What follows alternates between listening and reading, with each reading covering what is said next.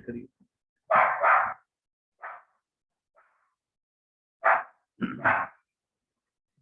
Starting in a couple of minutes, let me do a couple of settings.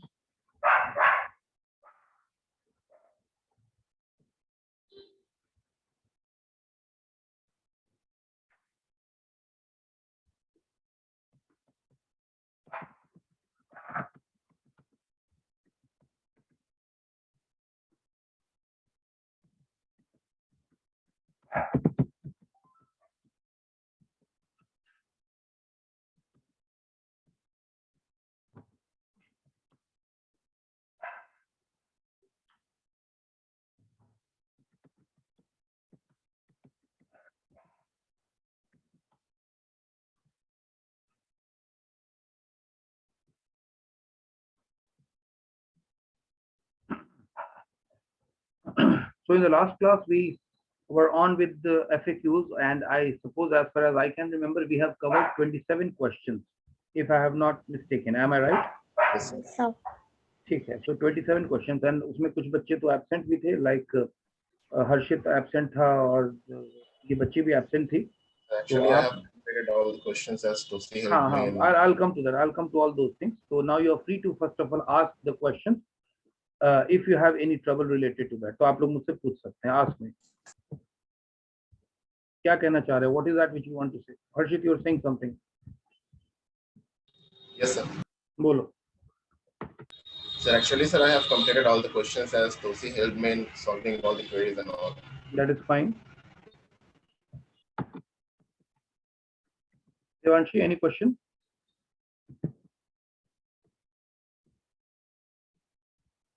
Devan, what is that name? Sir, actually, Devanshi, any problem? Yes. Sir, actually, आपने जो question लिखवाया था, बस मैंने वही question लिखवाया. तुम्हारी आवाज कट रही है, फिर बोलो देवांशी. आपने जो क्वेश्चन लिखाया था, मैंने बस वही क्वेश्चन लिखा है. उसके अलावा मैं क्लास ही नहीं की. क्लास नहीं की तो क्लास को तुमने कवर करने की कोशिश की कि क्वेश्चंस क्या हैं और उसका आंसर में मैंने क्या दिया है? यस सर, मैंने क्वेश्चन देखा है और ये तो लिखा भी है, कंप्लीट भी किया है, बट ड्यू टू इंटर्नशिप में और क्वेश्चन को कवर नहीं कर पाए. प्रिपेयर नहीं कर पाए. ठीक है, कोई बात नहीं. तो प्रिपेयर करो, और मेरी हेल्प की जरूरत हो तो पूछ सकते हो. हर्षराज, तुमको क्वेश्चन में कोई दिक्कत है बाबू? 1 to 26, 27 क्वेश्चन हम लोग कर चुके हैं. फ्रॉम आईजेस एफएक्यूज का क्वेश्चन नंबर 1 to 27 हम लोग कर चुके हैं. किसी क्वेश्चन में कोई डाउट, कोई दिक्कत? Sir actually sir question number 10 to 26 sir present नहीं थे सर. कोविड पॉजिटिव आ गया था सर, तो क्लास नहीं कर पाए थे. अच्छा, क्लास नहीं कर पा रहे थे, तो क्वेश्चन को तुम कवर ही नहीं किए बच्चे. तो बेहतर होगा कि तुम इन क्वेश्चंस को पहले अपने दोस्तों से कवर करो, और उसके बाद इन क्वेश्चंस पे कोई डाउट हो तो मुझसे भी एक्सप्लेनेशन लो, ताकि तुम्हारा डाउट पूरी तरीके से क्लियर हो सके. क्योंकि ये तो प्रैक्टिकली पॉसिबल नहीं है कि जो मैं पिछले 1 महीने से पढ़ा रहा हूँ, अब तुम आज आए हो तो मैं उसको दोबारा से पढ़ाना शुरू कर दूँ. ये तो हम लोग नहीं कर पाएंगे, लेकिन डाउट क्लैरिफिकेशन में तुम्हारे सारे सवाल को हम लोग जरूर ले लेंगे. ये हम लोग कर सकते हैं. क्लियर है point? Okay sir. Yes sir. हाँ, तो आप लोग अपने क्वेश्चंस को पहले सही करिए, मतलब आंसर्स लिखिए, और उसके बाद उसमें दिक्कत हो तो मुझसे पूछिए. मैं आपको क्वेश्चंस में डाउट सारे क्लैरिफाई कर दूंगा, एक्सप्लेन भी कर दूंगा. लेकिन उसके लिए पहले आप लोग प्रिपेयर करिए अपने आप को. चलिए, और कोई क्वेश्चन जिस क्वेश्चन में किसी को डाउट है? Yes, tell me. Komal, you have any doubt in any question? Yes, question number 1 to 27, or do I have a completely green signal? Yes, 20 number question में doubt है. What is 20 number question? So what is your short-term goal? What is your short-term goal? Now, यहाँ इस particular question से related मैंने 2-3 question दिया था कोमल. पहला था what is your goal, फिर था what is your short-term goal, फिर था what is your long-term goal, और फिर एक question होगा where do you see yourself after 5 years from now? 5 साल के बाद आप अपने आप को कहाँ पर पाते हैं? ये सारी चीजें मैंने आप लोगों को दी थी, and I told you that all these questions are related to goals. ये सारे क्वेश्चन किससे रिलेटेड है? गोल से. गोल यानी लक्ष्य से रिलेटेड है. This is what I had told you all. इसमें मैंने एक्सप्लेन किया था कि लाइफ में गोल का अलग अलग हमारा ऑब्जेक्टिव हो सकता है. ठीक है, लेकिन मैंने कहा था, मान लिया कि अगर कोमल तुम कहना चाहती हो कि सर मैं चाहती हूँ कि मेरा गोल है कि मुझे बैंक में पीओ का नौकरी लग जाए. अच्छा गोल है, या तुम कहना चाहती हो कि मैं चाहती हूँ कि सिविल सर्विसेज के लिए अप्लाई करूँ, बहुत अच्छा गोल है, बहुत ही बढ़िया गोल है, ऊंचा लक्ष्य है और बहुत ही बढ़िया है, बहुत बढ़िया, noble cause, good, go ahead with that. अगर तुम चाहती हो कि मैं आईपीएस बनना चाहती हूँ, बहुत बढ़िया बात है। अगर तुम चाहती हो कि पुलिस सर्विस में मैं सिपाही बनूंगी, दरोगा बनूंगी, कांस्टेबल बनूंगी, कुछ भी बनूंगी, वो तुम्हारा आउटलुक है। यानी हो सकता है कोमल कि तुम्हारा ये माइंडसेट हो या तुम्हारे घर के लोगों का ये माइंडसेट हो या तुम्हारी ऐसी इच्छा हो कि सरकारी नौकरी लग जाए तो लाइफ सेट हो जाए, प्राइवेट में नहीं जाना है। इसमें कुछ गुनाह नहीं है, इसमें कुछ बुरी बात नहीं है। कुछ बच्चे ऐसे माइंडसेट के होते हैं, या बिहार में ज्यादातर लोग इस माइंडसेट के होते हैं कि सरकारी नौकरी लग जाए, गवर्नमेंट जॉब लग जाए। ये कहा भी जाता है, बिहार में कहावत फेमस है कि जिसको सरकारी जॉब लग गई समझो उसको भगवान मिल गए। यानी भगवान का मिलना जितना कठिन है उतना ही सरकारी नौकरी का मिलना कठिन है। और जैसे भगवान मिलने से जिंदगी निश्चिंत हो जाती है, वैसे ही सरकारी नौकरी मिलने से अब तो बेटा हम रिटायर ही करेंगे 60 साल के बाद, कोई दिक्कत नहीं है। प्राइवेट नौकरी में तो आप आज हैं और कल नहीं है। हो सकता है, हो सकता है बहुत तरक्की भी कर लें, हो सकता है किसी दिन आपको प्राइवेट नौकरी निकाल भी दे। लेकिन आपने ये देखा है कि कोविड-19 में सरकार ने लोगों का सैलरी काट लिया हो या सरकार ने लोगों को निकाल दिया हो, लेकिन फैक्ट्रीज ने निकाल दिया। आपने देखा कि कोई पर्टिकुलर कंपनी है ऑटोमोबाइल की, उसने अपने कर्मचारियों की छटनी कर दी, रिसेशन आ गया कि प्राइवेट कंपनी है, लोगों को नौकरी से निकाल रही है। तो कई बार लोग चाहते हैं कि हम कोई झंझट नहीं लेंगे, सरकारी जॉब में जाएंगे। लेकिन अगर तुम किसी कंपनी के इंटरव्यू के लिए गई हो या गए हो और वो तुमसे गोल पूछता है कि आपका क्या गोल है, एंड इफ यू से कि sir my goal is to get a government job, और वहां जाके अगर आप बोलेंगे कि सर मेरा गोल है कि मैं एक गवर्नमेंट जॉब ले लूं, तो ये थोड़ा सा मिसमैच कर जाएगा। क्योंकि इंटरव्यूअर को ये फीलिंग होगा कि लगता है कि आप प्राइवेट सेक्टर के लिए ओपन नहीं है, आप चाहते हैं गवर्नमेंट जॉब को लेना। और क्योंकि आप गवर्नमेंट जॉब को लेना चाहते हैं, इसलिए आपका इंक्लिनेशन गवर्नमेंट जॉब की तरफ है, प्राइवेट जॉब की तरफ नहीं है, इसलिए you are not a good candidate. Because मान लो कि कोमल तुम्हारे पास, तुम एक छोटी मोटी कंपनी चलाती हो और वहां पर दो लोग आए इंटरव्यू देने के लिए, जिसमें से एक आदमी बोले कि हम तो सरकारी नौकरी खोज रहे हैं, तो तुम उसको गोली तो नहीं मार दोगी, लेकिन वो कहता है कि सरकारी नौकरी खोज रहे हैं। और दूसरा व्यक्ति आता है, वो कहता है कि नहीं, हम तो देख रहे हैं कि प्राइवेट सेक्टर में बढ़िया से अपने आप को स्टैब्लिश करें, हमको तो गवर्नमेंट जॉब का कोई इंटरेस्ट नहीं, प्राइवेट में ही अपने आप को स्टैब्लिश करना है। मेरा जॉब है कि मैं किसी अच्छे सेक्टर में बढ़िया से नौकरी लेके अपने आप को स्टैब्लिश करूँ, फ्लॉरिश करूँ और आगे बढ़ू लाइफ में। आप दोनों में से किसको वरीयता दोगी, किसको प्रेफरेंस दोगी कोमल? सर सेकेंड वन को। नेचुरली सेकंड वन को। तो जब तुम इंटरव्यू की प्रैक्टिस कर रही हो और जब तुम इंटरव्यू के लिए मुझसे ट्रेनिंग ले रही हो, तो मेरा ऑब्जेक्टिव क्या है कि तुम्हारा जिस कंपनी में भी तुम इंटरव्यू के लिए जाओ, वहां तुम्हारा सिलेक्शन हो या वहां तुम्हारा सिलेक्शन ना हो। सिलेक्शन हो सर। सिलेक्शन हो। तो मान लिया कि तुम एक डांसर हो और तुम चाहती हो कि मैं डांसिंग में करियर बनाऊंगी, लेकिन विप्रो या टीसीएस में तुम गई हो या आईसीआईसीआई बैंक में गई हो और वहां जाकर बोल रही हो कि सर बनना तो हम डांसर चाहते हैं, तो वो समझ जाएगा कि यहाँ आप मजबूरी में आए हैं, ये तो आप बनना ही नहीं चाहते, तो आपकी इच्छा ही नहीं, तो हम आपको क्यों लें। या वहां वो नेगेटिवली बैकफायर कर जाता है। इसीलिए आपके जो गोल्स होते हैं, वो गोल रियल लाइफ में कुछ भी हो, लेकिन आप जब जिस कंपनी में गोल के लिए गए, जिस कंपनी में जॉब के लिए गए हैं, गोल उसी टाइप का रखिए, पहली बात। दूसरा, गोल दो तीन तरीके का होता है। एक होता है शॉर्ट टर्म गोल। शॉर्ट टर्म यानी जो कम समय का लक्ष्य हो। जैसे तुम्हारा शॉर्ट टर्म गोल भी हो सकता है कि 6 सेमेस्टर की पढ़ाई अच्छे से कर लें और बढ़िया नंबर से हम पास हो जाए, ये शॉर्ट टर्म गोल है। लेकिन ये गोल पूरा हो जाएगा उसके बाद कोमल हो सकता है तुम्हारा एक दूसरा गोल हो कि हम एमबीए कॉलेज में बढ़िया जगह पे जाके कहीं एडमिशन ले लें, ये भी हो जाएगा। 2 साल में एमबीए भी पूरा हो जाएगा। उसके बाद अगर अच्छे कॉलेज में एडमिशन हो गया और एमबीए पूरा हो गया, उसके बाद तुम्हारी जिंदगी उसका संन्यास ले लोगी दुनिया से कि मेरा तो गोल पूरा हो गया। नहीं, ये दोनों शॉर्ट टर्म गोल है। इसके बाद आपका एक लॉन्ग टर्म गोल होगा कि आखिर आगे क्या चाहती हो बच्ची। तो आगे तुम कह सकती हो कि मैं गवर्नमेंट जॉब चाहती हूँ, आईएएस बनना चाहती हूँ, आईपीएस बनना चाहती हूँ, प्राइवेट जॉब में चाहती हूँ, या मैं पब्लिक सर्वेंट में मैं किसी अच्छे प्रोफाइल में जाना चाहती हूँ, या मैं सोशल कॉज के लिए सर्विस करना चाहती हूँ, या मैं पॉलिटिक्स में जाना चाहती हूँ। जो भी तुमको कहना हो वो चीज तुम कह सकती हो। आई होप कि मेरा पर्टिकुलर पॉइंट क्लियर हो गया। सर शॉर्ट टर्म में ये नहीं ना बोल सकते, मतलब 1-2 ईयर का एक्सपीरियंस, सॉरी, ये नहीं ना, क्या 1-2 क्या ईयर का experience sir short short term term में? गोल में। यस सर, ये नहीं ना इंक्लूड कर सकते हैं। देखो, एक जैसे मान लिया तुमसे पूछा गया कि what is your short term goal, और तुम जवाब देती हो कि sir my short term goal is to join a company and gain an experience for 2 or 3 years and then afterwards I will start my own business. ये भी चल सकता है। इसका मतलब हुआ कि मैं 2-3 साल का, लेकिन कम से कम आप समय दीजिए कि 3-4 साल काम करूंगी, 4-5 साल प्राइवेट सेक्टर में काम करूंगी, फिर अपना कुछ करने का सोचूंगी। कंपनी इतने के लिए तैयार रहती है।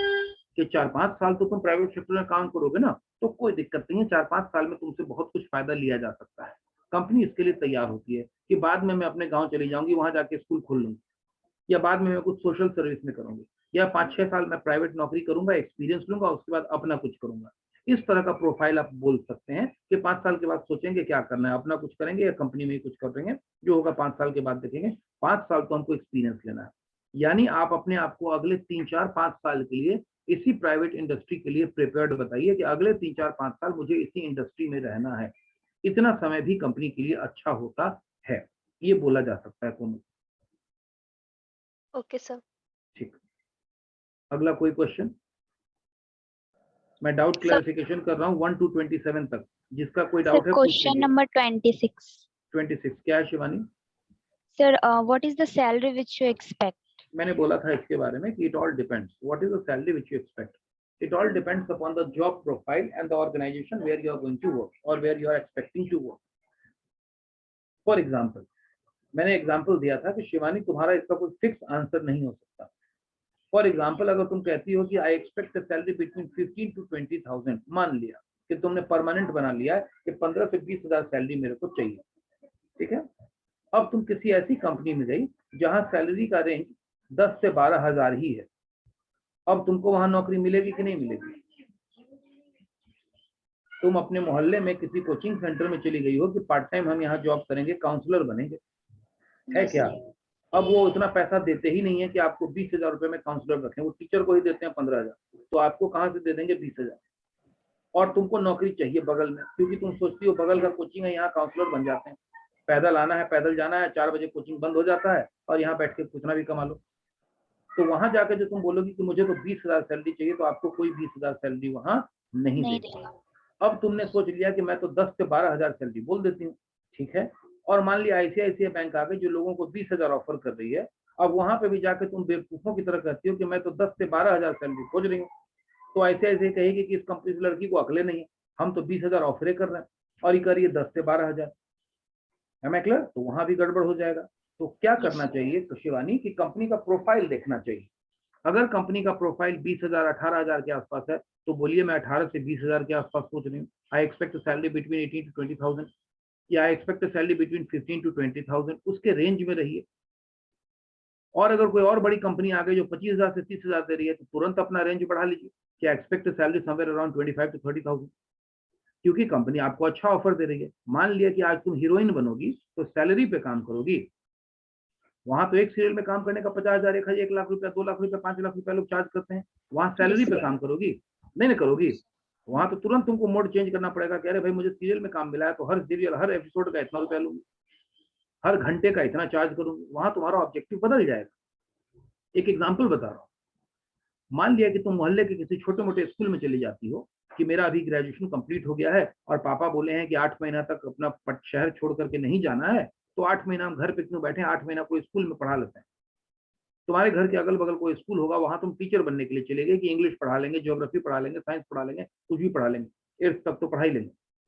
अब वहां तुम्हारी सैलरी का रेंज अलग होगा, क्यों? क्योंकि वो छोटी जगह है और ऐसे छोटी जगहों पर नेगोशिएशन पॉसिबल होता है, छोटे जगहों पर नेगोशिएशन पॉसिबल होता है, छोटे ऑर्गेनाइजेशन में नेगोशिएशन पॉसिबल होता है, बड़े ऑर्गेनाइजेशन में नेगोशिएशन का कोई चांस नहीं होता। क्यों? क्योंकि जब हमारे यहाँ आईसीआईसीआई बैंक आती है तो वो एक फिक्स्ड सैलरी स्लॉट लेकर के आती है कि फ्रेशर्स को हम लेंगे जिन्होंने अभी अभी ग्रेजुएशन किया है, तो उनको हम 19,000 से लेकर के पैसा देंगे, सबकी सैलरी 19,000 होगी, चाहे वो टॉपर हो चाहे वो एवरेज स्टूडेंट वहां का हो। फ्रेशर है तो उसकी सैलरी 19,000 रुपया होगी, इंटर्नशिप चाहे 6 महीना का किया हो चाहे 3 महीना का किया हो, ब्रिलियंट स्टूडेंट हो चाहे एवरेज हो चाहे बिलो एवरेज हो, बहुत बढ़िया से फ्लाइंग कलर से इंटरव्यू पास करे चाहे जैसे तैसे पास करे, सैलरी सबको एक ही मिलेगी। क्यों? प्रोफाइल सबका एक ही है। आप मेरी बात को समझे कि नहीं समझे? Yes sir. और तुम कॉलेज टॉपर हो तो तुमको वो 2,000 रुपये बढ़ा करके नहीं देंगे। और देवांशी का जैसे तैसे एकदम मार्जिनल नंबर से वो इंटरव्यू में पास हुई, मार्जिनल नंबर से, लेकिन जॉब ऑफर मिल गया तो सैलरी सबकी सेम रहेगी। हाँ, बाद में आपका प्रोफाइल चेंज हो सकता है, हो सकता है कि आपको टीम लीडर बना दिया जाए, हो सकता है आपको कोई बोनस दे दिया जाए, हो सकता है आपको कोई रिस्पॉन्सिबिलिटी दे दी जाए, लेकिन हायरिंग के वक्त पर आप सब लोगों को एक ही ऑफर मिलता है, एक ही पोस्ट मिलता है, सेम पोस्ट सेम ऑफर। आप मेरी बात को समझ गए? Yes sir.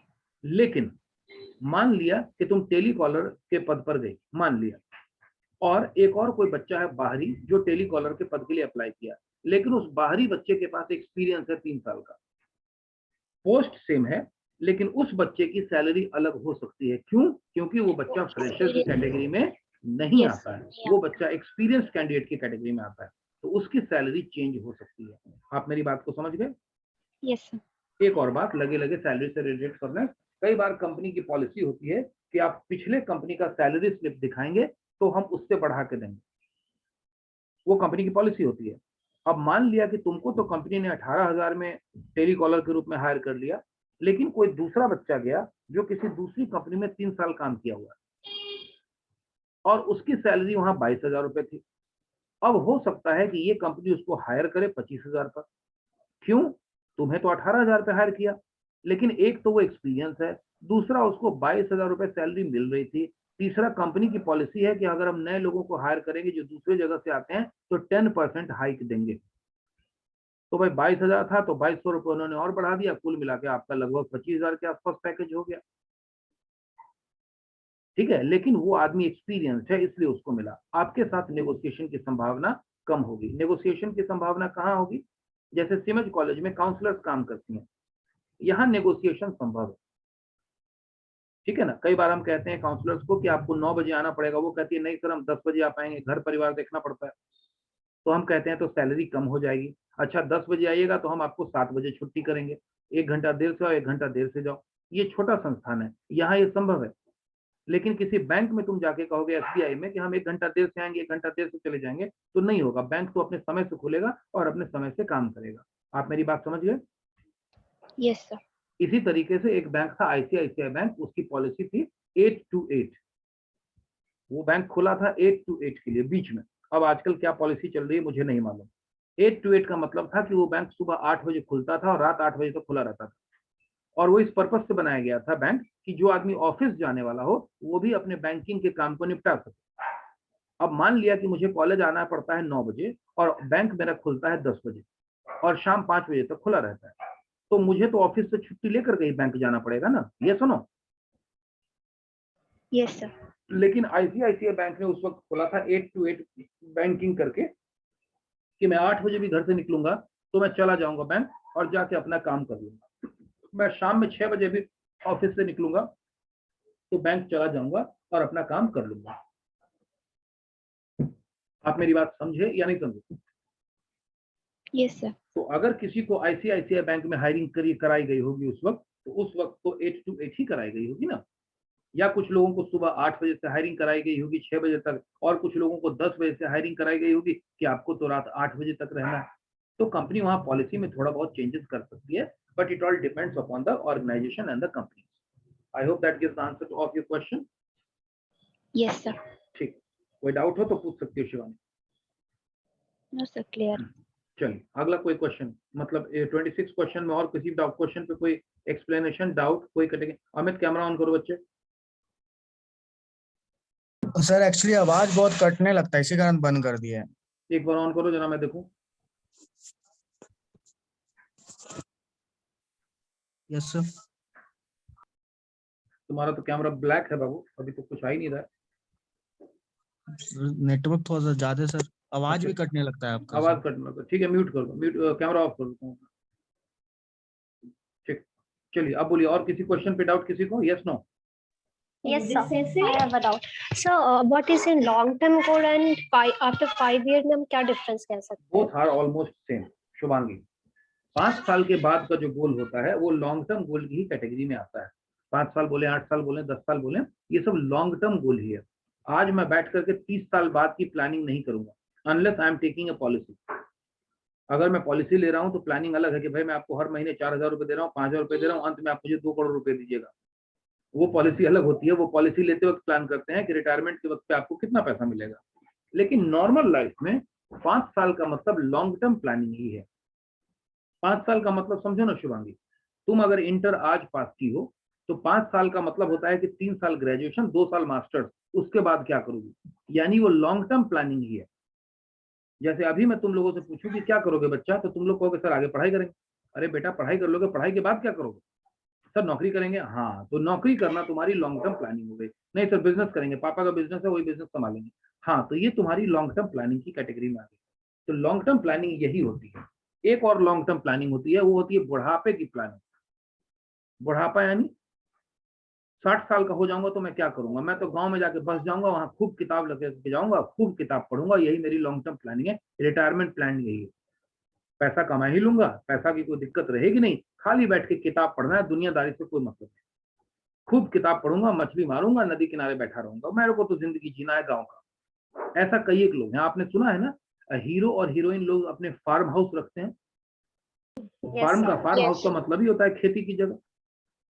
तो फार्म हाउस का मतलब कि वो एक ऐसे जगह पर जाते हैं जहां उन्होंने खेती के लिए जगह बना रखी है, बड़ी सी जगह ले रखी है, और वहां लापरवाह बिंदास रहते हैं, हाफ पैंट में घूम रहे हैं, जमीन पर लेटे हुए हैं, चारपाई पे बैठे हुए हैं, वहां उनको स्टारडम की कोई चिंता नहीं।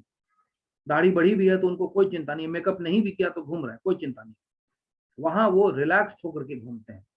आप लोगों ने देखा है ना कि हीरो हीरोइन छुट्टियां मनाने के लिए विदेश में जाते हैं, विदेश में जाके वो रिलैक्स होकर के घूमते हैं, क्योंकि वहां उनको कोई पूछता नहीं। तो वहां वो एक कॉमन आदमी होने का इंजॉय करते हैं। आप बड़े बड़े क्रिकेटर्स को देखिए, वाइफ के साथ विदेश में घूम रहे हैं, शॉपिंग कर रहे हैं। यहाँ क्यों नहीं बॉम्बे में और दिल्ली में और पटना में आकर शॉपिंग कर लेते हैं? इसलिए क्योंकि पटना में आमिर खान आएंगे तो एयरपोर्ट पे भीड़ लग जाएगी, कैमरामैन टूटे पड़ेंगे कि आमिर खान आ गए पटना में एक दिन के लिए। और ऐसा जब भी होता है, कोई हीरो पीएनएम मॉल में आ जाता है, किसी मॉल में आ जाता है, तो पूरा पटना ब्लॉक हो जाता है। एसपी डीएसपी 50 पुलिस वाले लग जाते हैं कि अरे बाप फलाना आ गया। वो जाके कैसे नॉर्मल लाइफ जिए? तो वो नॉर्मल लाइफ जाकर के जीता है फार्म हाउस में, कि अब मैं निश्चिंत हूँ, खेती कर रहा हूँ, धान उगा रहा हूँ, पुदीना खा रहा हूँ। वो नॉर्मल होने की कोशिश करता है। तो इसी तरीके से आपकी भी लॉन्ग टर्म प्लानिंग हो सकती है कि अंत में मैं गांव के लिए कुछ करूंगा, समाज के लिए कुछ करूंगा, 40-50 साल तो नौकरी कर लूं, और उसके बाद पैसे जमा करने के बाद मैं अपनी जिंदगी ऐसे जीऊंगा। वो आपका फाइनेस्ट फर्दर गोल, लास्ट गोल है। लेकिन 5 साल बाद की जो प्लानिंग होती है शुभांगी, वो लॉन्ग टर्म प्लानिंग की ही कैटेगरी में आती है। ठीक है बाबू, और बोलिए अगला पॉइंट।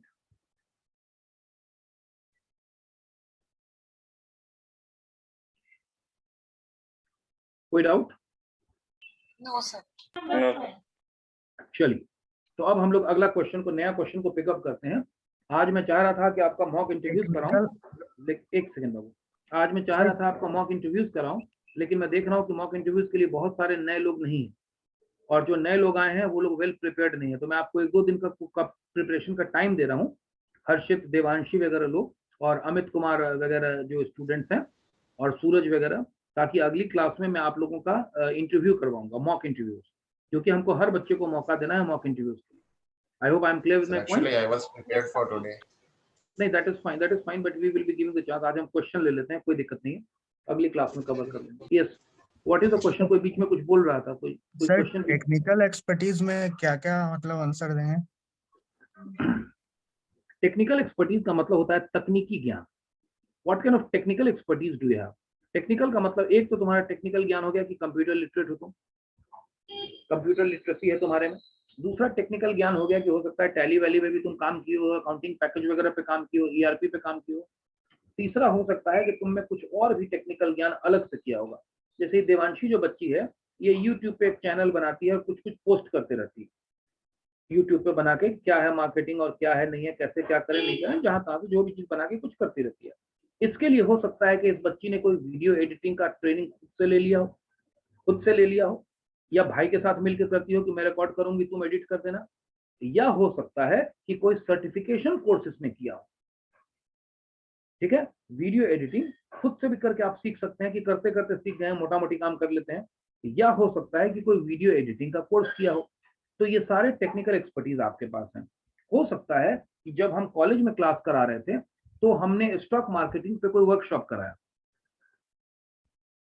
अब वो वर्कशॉप हो सकता है 3 दिन का हो, या जीएसटी पे हमने कोई वर्कशॉप आपको कराया, वो वर्कशॉप हो सकता है 3 दिन का हो, 1 दिन का हो, 8 दिन का हो, 1 सप्ताह का हो, 15 दिन का हो। अब आपको दिलचस्पी हो गई कि मैं इसको और थोड़ा करूंगा, और आपने कहीं से ऑनलाइन अलग से उस कोर्स को कर लिया, तो बैच के बाकी बच्चों से तो नहीं किया, लेकिन अमित तुमने कर लिया।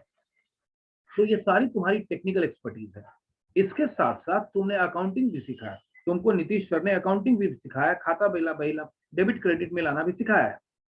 हो सकता है कि तुमने उसमें एक्सपर्टीज डेवलप कर ली हो कि मैं खाता वाता का मिलान बढ़िया से कर सकता हूँ, मैं ऑनलाइन आपका टैक्स वाला भी काम कर सकता हूँ, तो ये सब मैंने काम किया है, टैक्सेशन पे मैंने वर्क किया है, मैं इन सब चीजों को कर सकता हूँ। और हो सकता है कि आप मम्मी पापा का टैक्स रिटर्न खुद भरते हो, तो आप ये भी टेक्निकल एक्सपर्टीज बता सकते हैं कि मुझे टैक्स वगैरह को भरने का, रिटर्न दाखिल करने का अनुभव है and I am good at it, और इस काम को मैं कर लेता हूँ, सैलरीड लोगों का टैक्स को मैं भर ही देता हूँ। आप मेरी बात को समझ गए? Yes sir.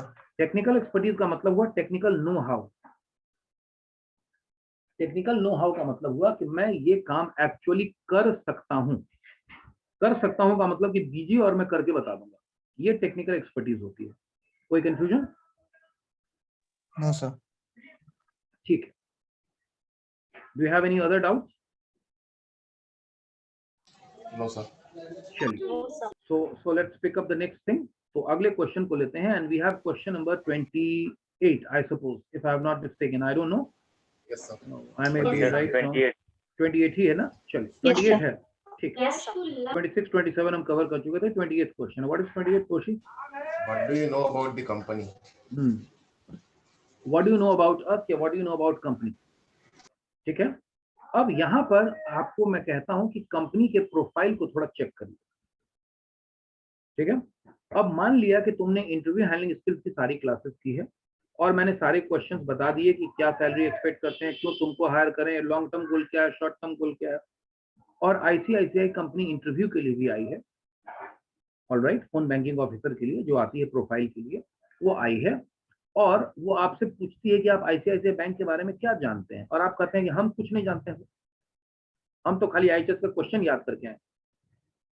और दूसरा बच्चे से पूछती है कि आप हमारी कंपनी आईसीआईसीआई के बारे में क्या जानते हैं, और वो पूरा डिटेल में बताने लगता है कि काफी बड़ी कंपनी है, इतना एस्टैब्लिश हुई थी, इसके चेयरमैन ये हैं, इतने का टर्नओवर है, पिछले साल इतने का बेनिफिट हुआ, इन चीजों में डील करती है, इन चीजों में इसने अपने काम को डाइवर्सिफाई कर रखा है, तो काफी अच्छा प्रोफाइल है।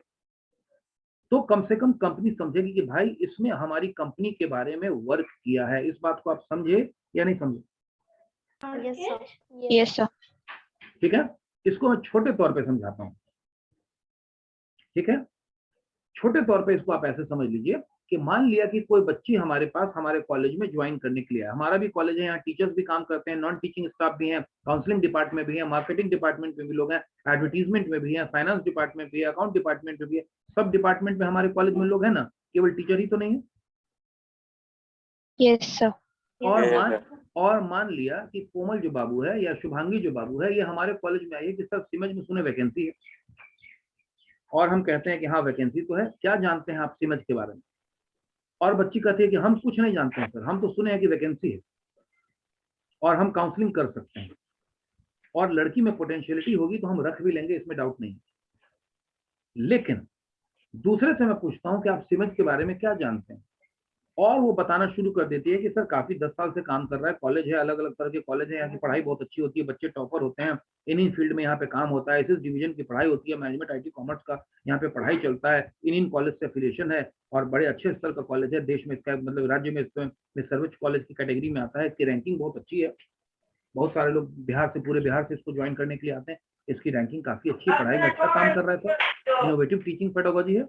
बताइए हम दोनों में से किसको काउंसलर के लिए कंसीडर करेंगे? सर ऐसे कंपनी प्रोफाइल के बारे में ज्यादा बेटर जानते हैं, क्योंकि हम समझ जाएंगे कि ये जो कैंडिडेट है ये तो ज्यादा अच्छे तरीके से प्रिपेयर्ड है। Everybody am I clear the point? Yes sir. तो Yes. तो किसी भी कंपनी में तुम जॉब के लिए जाओ, मान लिया तुम में से कुछ बच्ची सुधा में ही जॉब के लिए इंटर्नशिप के लिए गई थी, और अगर आपसे पूछ लिया जाता कि सुधा के बारे में क्या जानते हैं, नहीं सर यहाँ तो दूध दुहाता है, दूध दही मक्खन का काम होता है, तो हो जाता आपका बेड़ा पार। ठीक है ना? और वहीं अगर आपने बढ़िया तरीके से बताया होगा तो आपका सिलेक्शन होता कि भाई ठीक है, आपको तो हमारी कंपनी के बारे में कुछ मालूम है, कुछ जानकारियां आप रखते हैं, अच्छी बात है, वेरी गुड, ज्वाइन करिए। तो कंपनी का प्रोफाइल आप हमेशा सर्च करेंगे, जो भी कंपनी हो, छोटी कंपनी हो या बड़ी कंपनी हो। टीसीएस जाना है, टीसीएस का प्रोफाइल चेक करिए, विप्रो जाना है, विप्रो का प्रोफाइल चेक करिए, क्या है कंपनी, उसके वेबसाइट का सहारा लीजिए। वेबसाइट का सहारा अगर नहीं ले सकते हैं, छोटे लेवल की कंपनी है, तो ऑफिस के स्टाफ से मिल करके या अपने लेवल पे एक्सप्लोर करिए कि आखिर वहां काम होता क्या है। ठीक है ना? स्कूल है तो क्या काम होता है, कॉलेज है तो क्या काम होता है, ब्यूटी पार्लर है तो क्या काम होता है, किस तरीके से बाकी से अलग है। मान लिया कि आप एक ब्यूटी पार्लर में जो आती हैं, मान लिया कि तोशी ब्यूटी पार्लर जाती है कि मैं रिसेप्शनिस्ट का काम संभालूंगी या मैं फ्रंट डेस्क को संभालूंगी, ऑलराइट, और उससे पूछता है कि आपको मालूम है हमारे बारे में? नहीं सर, यहाँ तो सुने बाल कंघी किया जाता है, दाढ़ी मूंछ होता है। और वहीं अगर आप प्रॉपर रखिएगा कि हाँ सर इसका काफी अच्छा रैंक है, मतलब शहनाज का ब्यूटी पार्लर है, पूरे ऑल ओवर इंडिया में इसका चेन है, पटना में भी 4-5 जगह है और यहाँ पे नया खुला है, इतने दिनों से काम कर रहा है, इसी तरह का काम होता है, घर जाकर के भी काम होता है, मैरिज वगैरह का कॉन्ट्रैक्ट भी लिया जाता है, लोग यहाँ पर आते हैं, तो हमको कम से कम समझ में आएगा कि आपको कम से कम थोड़ी बहुत जानकारी भी तो है, you are not completely raw. तो कंपनी के प्रोफाइल को आप जरूर चेक करें इंटरनेट का सहारा लेके, कब कंपनी बनी थी, कितने करोड़ की कंपनी हो गई, किस तरह का काम करती है, कहाँ कहाँ काम करती है, किन किन फील्ड में डाइवर्सिफाई है, कौन चेयरमैन है, कौन सीईओ है, किस तरह का सीईओ है, कौन किस तरह के काम है, इसको आप थोड़ा सा जरूर एक्सप्लोर करें। आप मेरी बात को समझ गए? Yes sir. Yes. चलिए अब इससे रिलेटेड डाउट्स मुझसे पूछ लीजिए। सर अगर मान लीजिए पूछेगा कुछ पॉजिटिव्स और नेगेटिव्स कंपनी के बारे में बताने के लिए, तो बिल्कुल अच्छी बात मतलब है, कंपनी का पॉजिटिव और नेगेटिव, बिल्कुल आप कंपनी के बारे में अगर पॉजिटिव क्या अगर जानते हैं? सर अगर नहीं भी पूछा तब भी क्या नेगेटिव्स बताना सही रहेगा? अमित बहुत अच्छा क्वेश्चन किया। अमित, नेगेटिविटी किसी भी चीज की नहीं होती है बेटा, नेगेटिविटी अपने आप में होती है, और हम में नेगेटिविटी होती है तो हमको नेगेटिविटी दिखती है। इंग्लिश में एक कहावत है, beauty lies in the eyes of the beholder. इसका मतलब खूबसूरती देखने वाले की आंखों में होती है। इसका मतलब ये हुआ कि बदसूरती भी देखने वाले की आंखों में होती है। क्लियर? मान लिया कि मेरे चेहरे पर एक दाग है और आपको दिख लिया कि अरे वो वाले सर जिनका मुंह पे दाग है, दाग वाले सर, आपने मेरा नाम रख दिया कि वो मुंह जिनका मुंह कटा हुआ है, जिनका चेहरा कटा हुआ है, दाग वाले सर।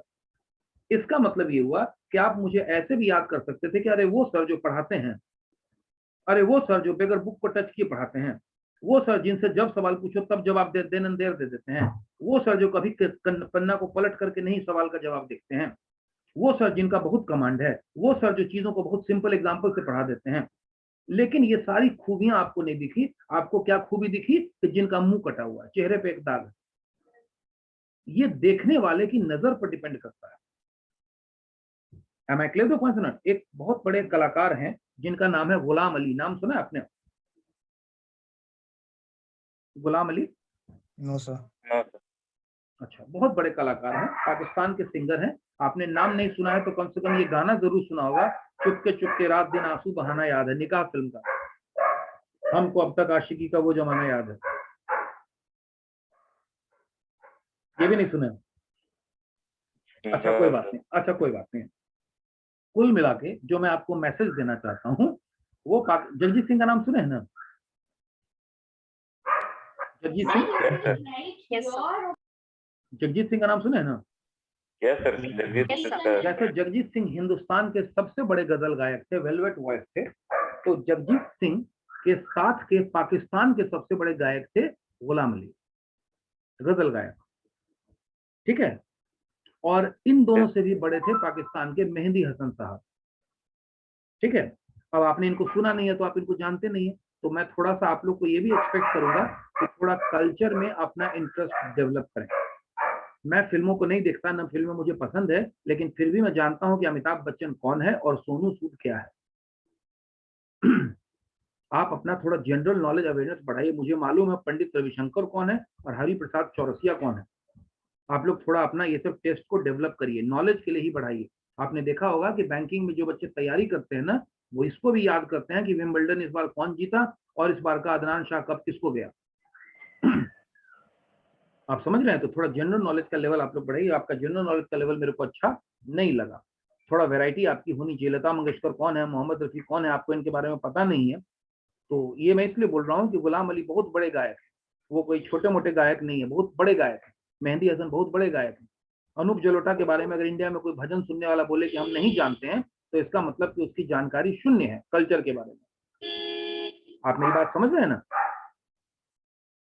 Yes, sir. हाँ, तो मैं कह रहा था कि गुलाम अली साहब के साथ बहुत बड़े गायक हैं, जैसा कि मैंने कहा। और मैं जब भी मैं क्या दुनिया में जो भी गजल सुनने वाला उनको पसंद करता है तो बहुत बड़े गायक के रूप में याद कर सकता है। लेकिन उनके चेहरे पर चेचक का दाग है। पूरे चेहरे पर चेचक हो जाता है ना लोगों को। क्या कहते हैं आप लोग, बड़ी माता छोटी माता क्या कहते हैं? चेचक ही कहते हैं। तो कई एक लोग हैं, जैसे हमारे यहाँ एक ओमपुरी नाम के एक्टर थे, बहुत काबिल एक्टर थे, उनके चेहरे पर भी चेचक के दाग थे। कई बार लोगों को चेचक हो जाता है और दाग टूट जाता है। तो जो उनको नहीं जानते होंगे, गुलाम अली की उनकी कोई खूबी उनको समझ में नहीं आएगी, वो कहेंगे अच्छा जिनके मुंह पर चेचक का दाग है, यानी उनको कोई खूबी नहीं समझ में है। अमित, मैं तुम्हारे इस सवाल का जवाब दे रहा हूं कि हमको बुराई करनी चाहिए कि नहीं करनी चाहिए। मैं क्यों तुम्हारी बुराई करूं अमित, जब मैं तुम्हारे बारे में अच्छी बातें बता सकता हूं। पटना में मैं क्यों बुराई करूं जब मैं पटना के बारे में कह सकता हूं कि पटना डेवलपिंग सिटी है, काफी तेजी से डेवलप कर रहा है, मॉल्स बन रहे हैं, सड़कें बन रही है, पुल बन रहे हैं, मेट्रो सिटी बन रहा है। जब मेरे पास अच्छा बोलने के लिए है, हाँ मुझे ये भी मालूम है कि वाटर लॉगिंग होती है और राजेंद्र नगर डूब जाता है, कंकड़ बाग डूब जाता है एक बारिश में, क्योंकि लोग यहाँ पे चोर हैं, फ्रॉड है। लेकिन मेरे पास अच्छी बातें कहने के लिए भी हैं।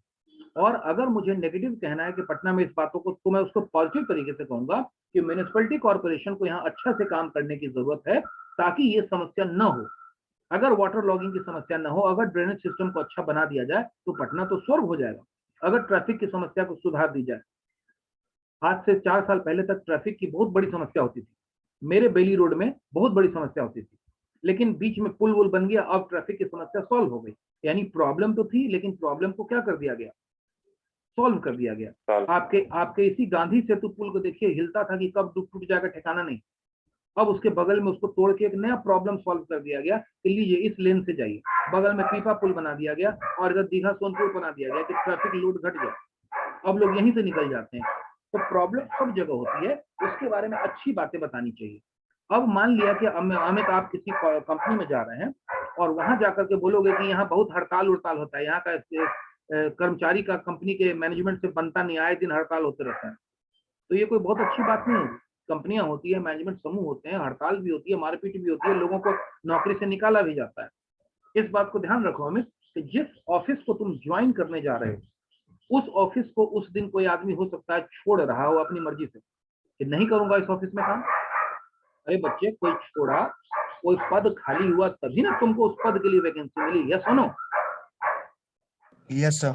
इमेज में कोई शिक्षक छोड़ के जाएंगे तभी ना उनकी जगह पर दूसरे शिक्षक आएंगे। यस सुनो, यानी उसी संस्थान को एक आदमी छोड़ के जा रहा है और उसी संस्थान को एक आदमी ज्वाइन करने आ रहा है, उसी संस्थान से किसी व्यक्ति को निकाला जा रहा है और उसी संस्थान में किसी नए व्यक्ति को मौका दिया जा रहा है। तो आपको बुरी बात नहीं कहनी चाहिए, और बुरी बात भी कहनी है तो एक चैलेंज के रूप में लेना चाहिए, प्रोग्रेसिव तरीके से कहना चाहिए। नेगेटिविटी आपको नहीं बतानी चाहिए कि यहाँ का वर्क एनवायरनमेंट खराब है, ये सब चीजें आपको नहीं कहनी चाहिए, क्योंकि इससे पता चलता है कि आपकी सोच वैसी है। इस बात को आप समझ गए? Yes sir. लेकिन जब आपसे पूछा जाए कि आपको इसमें क्या क्या चीजें ऐसी लगती है जिसको आप सुधारना चाहेंगे, what are the things wherein you feel that you would like to change the system, वहां पर आप इनोवेटिव तरीके से बोलिए। मान लो कि मैं तुमको सिमेज कॉलेज का प्रिंसिपल बना दूं, ठीक है, तो तुम इसमें क्या चीज लाओगे बताओ अमित, क्या बदलाव लाओगे? अभी मैं हूं प्रिंसिपल, मैं तुमको सिमेज का प्रिंसिपल बना देता हूं, तो क्या बदलाव लाओगे बताओ, क्या चीज चेंज करोगे? एक चीज बताओ जो चेंज करोगे। सर कोई भी मतलब प्रोसेस अगर वर्किंग कुछ भी, जैसे अगर अटेंडेंस का ये था सर वो सब तुरंत मतलब स्टूडेंट के पास चल जाने चाहिए। बस और कुछ इसका ये मतलब हुआ कि तुम्हारा कहना है कि जो प्रोसेसिंग का काम है वो तुम फास्ट कर दोगे, डिले नहीं होना चाहिए, छात्रों को अटेंडेंस टाइमली चला जाए। या सुनो, हाँ अटेंडेंस भी और भी बहुत मतलब। यस और भी बहुत मतलब बताओ जैसे। नहीं सर, बस हम ऐसे ही बोल रहे हैं, मतलब बता नहीं, अब यही तो बेटा मैं तो तुमको एग्जांपल देके ही समझाऊंगा ना। अब समझो अमित, अब यहाँ तुमने बोला कि अटेंडेंस का प्रोसेस बच्चे को तुरंत चला जाए, इसका मतलब ही हुआ कि अभी तुमको अटेंडेंस का प्रोसेस स्मूथ नहीं लग रहा है। यस भाई अभी 5 दिन बाद आता है, तुरंत आना चाहिए, अगले ही दिन आ जाए तो कितना अच्छा हो। तुमको उम्मीद है ना कि 31 तारीख की रात को ही हमको पूरा महीने का अटेंडेंस आ जाए तो कितना अच्छा होगा। अभी 5 तारीख को आता है, 5 दिन का डिले होता है। हम तो होंगे ना तो 31 तारीख के रात को भिजवा देंगे कि अटेंडेंस भेजो भाई सब बच्चा को, महीना खत्म हुआ, और नहीं तो 1 तारीख को तो पक्का चला जाए। इसका मतलब ये हुआ कि तुम्हें सिमेज में इस एक चीज की कमी लगी। अभी जब तुम प्रिंसिपल बनोगे तो उसको सुधार दोगे। ये भी तुमने एक सिमज की कमी बताई कि 5 तारीख को अटेंडेंस आता है सर, 31 तारीख को आ जाना चाहिए, चाहे 1 तारीख को आ जाना चाहिए। Am I clear? ठीक है, अगर मुझसे कोई पूछे कि आप अगर प्रधानमंत्री बनेंगे तो देश में सबसे पहले आप क्या बदलाव करेंगे, मुझसे कोई पूछे, तो मैं अगर प्रधानमंत्री बनूंगा तो पूरे देश में सबसे पहले मैं हॉस्पिटल्स और पढ़ाई के लिए स्कूल कॉलेज का चेन खोल दूंगा, बाकी सब चीज बाद में। हर जगह हॉस्पिटल होना चाहिए बढ़िया क्वालिटी का, और हर जगह स्कूल कॉलेज होना चाहिए बढ़िया क्वालिटी का, पूरे हिंदुस्तान में खोल दूंगा। इसका मतलब ये हुआ कि मुझे अभी के वर्तमान प्रधानमंत्री की पॉलिसी अच्छी नहीं लगती है, क्योंकि उन्होंने सफिशिएंट हॉस्पिटल्स नहीं बनाए, स्कूल कॉलेज नहीं बनाए, उनका ध्यान था मंदिर पे, वो मंदिर में शिलान्यास करने गए। मैं प्रधानमंत्री होता तो कभी नहीं जाता।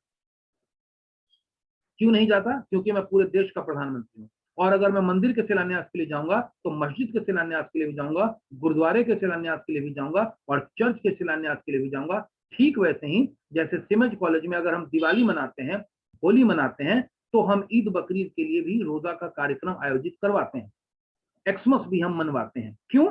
क्योंकि हम यहाँ पे किसी एक धर्म या जाति या संप्रदाय का प्रचार करने के लिए नहीं है। इस बात को आप समझे कि नहीं समझे? Yes sir. तो हम जो भी काम करेंगे वो न्यूट्रल तरीके से काम करेंगे, ये मेरा भाव हुआ।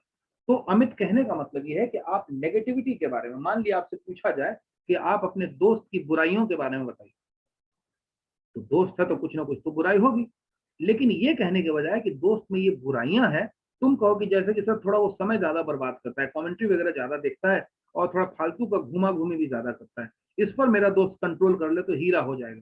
दोस्तों के साथ थोड़ा समय ज्यादा बिताता है, इस पर अगर वो काबू कर ले तो बहुत अच्छा हो जाएगा। तो ये एक प्रोग्रेसिव सोच हो गई, ये एक अच्छे तरीके से प्रेजेंटेशन हो गया। इसी बात को कहोगे कि एकदम खराब है सर, खाली दोस्तों के साथ घूमता है, खाली समय बर्बाद करता है, खाली कमेंट्री बाजी में समय बर्बाद करता है, तो ये नेगेटिव बात हो गई, और ये कोई प्रोडक्टिव विचार नहीं हुआ। आप मेरी बात को समझ गए कि नहीं समझ गए? Yes sir. जैसे जैसे इसका एक प्रैक्टिकल एग्जांपल देखो, अगर मैं देवांशी को कहूं कि देवांशी तुम बेकार वीडियो बनाती हो, चौपट वीडियो बनाती हो, टॉपिक तुम्हारा सड़ा हुआ रहता है, तो इन 3 लाइन का कोई फायदा नहीं हुआ, बिल्कुल। इसका मतलब हुआ कि मेरा कम्युनिकेशन स्किल भी ठीक नहीं। वहीं अगर मैं देवांशी को कहूं कि देवांशी बेटा तुम टॉपिक का सिलेक्शन बढ़िया किया करो, तुम जो वीडियो बनाती हो ना उसमें बैकग्राउंड में ये चीज यूज किया करो, और तुम जिस तरीके से बोलती हो ना उसको थोड़ा ऐसे और बोला करो। तो ये जो अभी मैंने 3 बातें कही, ये तीनों बेनिफिशियल है, ये प्रोडक्टिव है, क्योंकि मेरी इन 3 बातों को सुन के देवांशी को फायदा होगा। आप मेरी बात को समझे कि नहीं समझे? Yes sir. वही मैं कहूंगा कि तुम बेकार बनाती हो, टॉपिक अच्छा नहीं करती हो, बोलती खराब हो, तो इस बात को सुनने से कोई फायदा नहीं होगा।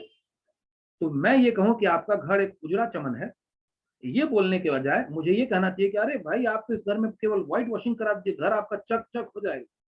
एकदम घर में दिक्कत क्या है? कोई दिक्कत नहीं है, खाली व्हाइट वॉशिंग करा दीजिए, घर आपका चमक जाएगा, एकदम नया हो जाएगा।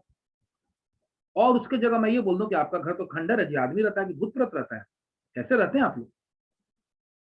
तो एक ही बात को कहने का 2 तरीका हुआ। आप मेरी बात को समझ गए?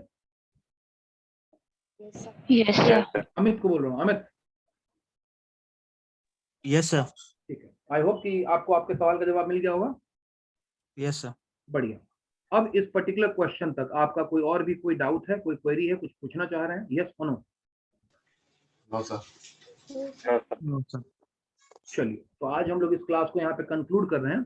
अगली क्लास में हम लोग नए क्वेश्चन और थोड़ा आप लोग तैयार हैं। और मुझे सुन के बहुत बहुत बुरा लगा है कि इस क्लास में काफी कम बच्चे ज्वाइन कर रहे हैं। मैं हर्षित राज, तोशी, देवांशी, सूरज, शिवानी, सब लोगों को, अक्षय, अमित, शुभांगी, सब लोगों को बोल रहा हूँ, कोमल, उत्तम, अपने सभी बच्चों को, दोस्तों को बता दीजिए कि इस सेशन को ज्वाइन करें। इंटरव्यू के चक्कर में अगर आप अपनी इज्जत बचा कर रखिएगा ना कि इस क्लास में बोलना पड़ेगा और सुनना पड़ेगा, लिखना पड़ेगा, तो बेटा इंटरव्यू में आपकी बड़ी मट्टी पलित होने जा रही है। सभी बच्चों को बताइए कि ज्यादा से ज्यादा लोग इस क्लास को ज्वाइन करें, मैक्सिमम लोग इस क्लास को ज्वाइन करें। ये बहुत प्रैक्टिकल क्लास है। इंटरव्यू आपको नौकरी में काम आएगा, इंटर्नशिप में काम आएगा, नौकरी लगने के बाद प्रमोशन में काम आएगा, शादी ब्याह होगी तो भी लोग देखने आएंगे तो काम आएगा। कि आगे का क्या प्लान सोचे हैं? अब शादी वाला आइडिया 2-3 लड़की लोग को अपील किया, उत्तम बाबू भी हंस रहे हैं, ठीक है? तो आप लोग ध्यान दीजिए, समझ गए? हर जगह काम आता है इंटरव्यू, तो हर जगह काम आता है, बाकी चीज काम में नहीं आएगी। आपसे माइक्रो इकोनॉमिक्स का प्रिंसिपल कोई नहीं पूछेगा 5 साल बाद, मुझसे कोई नहीं पूछता है माइक्रो इकोनॉमिक्स और मैक्रो इकोनॉमिक्स में डिफरेंस, कोई नहीं पूछता है, लेकिन सवाल जवाब सब करते हैं। तब सर अगला क्या प्लान है सर, तब सर आगे क्या कीजिएगा सर, आप लोग को तो बड़ा दिक्कत होता होगा सर, पूछते सब हैं और जवाब सब जगह देना पड़ता है। तो आप लोग ध्यान दीजिए, सारे क्लासेस में बता के रखिएगा, बच्चे लोगों को ज्वाइन करें। और दूसरा, अब क्लास को केवल आप लोग सिमज की लॉगिन आईडी से ही ज्वाइन कर पाएंगे। तो सभी लोग अपना जो ऑफिशियल आईडी है simaj.in वाली जो आपकी ईमेल आईडी है जूम में, उसी से ईमेल आईडी से आप लोग लॉगिन करके रखें। कोई कंफ्यूजन? No sir. चलिए, दैट इज फाइन। आज के लिए काफी है, आज के लिए काफी। अब हम इस क्लास को यहाँ पे कंक्लूड कर रहे हैं, अगली क्लास में मिलेंगे। Thank you. Thank you sir. Thank you, sir. Thank you.